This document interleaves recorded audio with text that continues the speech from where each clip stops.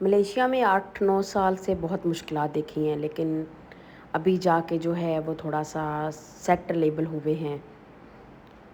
السلام علیکم، welcome to my YouTube channel. کیسے ہیں؟ امید کرتی ہوں آپ سب خیریت سے ہوں گے۔ اچھا، ملیشیا میں جب شروع میں آئے تھے 2019 میں تو بڑے مسئلے مسائل تھے بھائی، بہت مسئلے مسائل دیکھے۔ کسی نے بالکل گائیڈ نہیں کیا کہ کیا کرنے ہیں کیا نہیں کرنا، کہاں سے کیا ملے گا۔ مینس کے پیسے بھی بہت اچھے والے لے کے آئے تھے گھر سے آتے ہوئے، یہ نہیں ایسے کیا کہ ایسے بھائی وہ اٹھا کے آ گئے۔ کسی نے ویدر کا نہیں بتایا، کسی نے کپڑوں کا نہیں بتایا کہ بھائی کیا کپڑے لے کر جاؤ، کیا لے کر آؤ۔ بس ایسے ہی کسی نے گائیڈ کر دیا کہ ملیشیا کا ویزا لگوا لو، چپ کر کے ریزائن کیا اپنی کمپنی سے کر کے، سیدھا منہ اٹھایا ریزائن کیا اور پیسے واپس لیے، جمع کیے، کوئی 2 چمچ پائے مینس کے ساتھ 8 لاکھ روپے پاکستانی اٹھایا اس میں اور سیدھا آئل چل دیے 1-2 ملیشیا۔ چمچ ڈال دیں بس، جب بہت ہے۔ ملیشیا آئے کسی بندے نے جو ہے، ہم تو بھائی لوگوں کو طوطے کی طرح سمجھاتے ہیں، سمجھا کے ابھی جو نئے آنے والے لوگ ہیں ان کو ہم کب بتاتے ہیں بھائی ادھر کام دلوا دیتے ہیں، یہ کر دیتے ہیں۔ کسی نے ایفرٹ نہیں لگائی، کسی نے ہمارے لیے ایفرٹ نہیں لگائی۔ جو کچھ کیا ہم نے اپنے بلبوتے پہ کیا ہے، ہم نے اپنے سر پہ کیا ہے۔ اگر ہم نے مارکیٹ بھی ڈھونڈی ہے تو ہم نے گوگل سے سرچ کر کے ڈھونڈی ہے، اور اگر ہم نے کام بھی ڈھونڈے اپنے بلبوتے پہ ڈھونڈے ہیں، کسی نے بھی یہ وہاں ہمارے لیے ایفرٹ نہیں لگائی، ٹھیک ہے۔ لیکن اب جو نیو آنے والے ہیں، نیو آنے والے ہیں ان کو ہم اسکول بتا دیتے ہیں، ڈے کیئر بتا دیتے ہیں۔ اب جب شروع میں آئے تھے پتہ بھی نہیں تھا بھائی کہ ڈے کیئر میں بچے بھی بھیجنے ہیں۔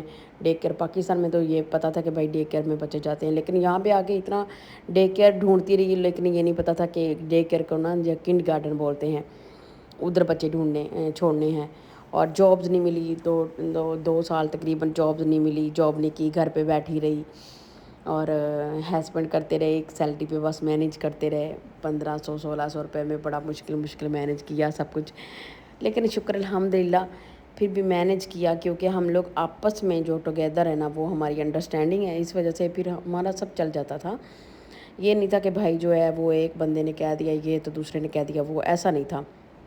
تب جہاں پہ ہمیں 50 روپے کی ضرورت ہوتی تھی، 50 کا سامان چاہیے ہوتا تھا، ہم 20 میں جو ہے وہی سامان بائی کر لیتے تھے، مطلب تھوڑا کر لیتے تھے، اور ہم جو ہے نا 1500-1600 میں بھی ٹھیک تھا، چل رہا تھا سب۔ لیکن تب بچوں کا اسکول کا پتہ نہیں چلا، بہت ایفرٹ لگائی، بہت ڈھونڈا، پھر جا کے کہیں ایک کمپنگ میں اسکول ملا، ادھر بچے ڈالے تو سارا سامان اٹھایا، گھر لیا، ادھر یہ وہ مسئلے مسائل۔ تب تک تو سب ٹھیک تھا، لیکن جب ایک غلطی کر دی بھائی، ایک رشتہ دار کو بلایا نہیں، لو جی ایک رشتہ دار کو بلایا تو سمجھو کہ پہلی بار کھڈے میں گر گئے نا، پہلی بار اپنے آپ کو کھڈے میں چھلانگ لگائی، جبکہ وہی ہماری مجھے لگتا ہے سب سے بڑی غلطی تھی۔ جتنی جمع پونجی تھی ساری اٹھا کے پہلے بلا لیا۔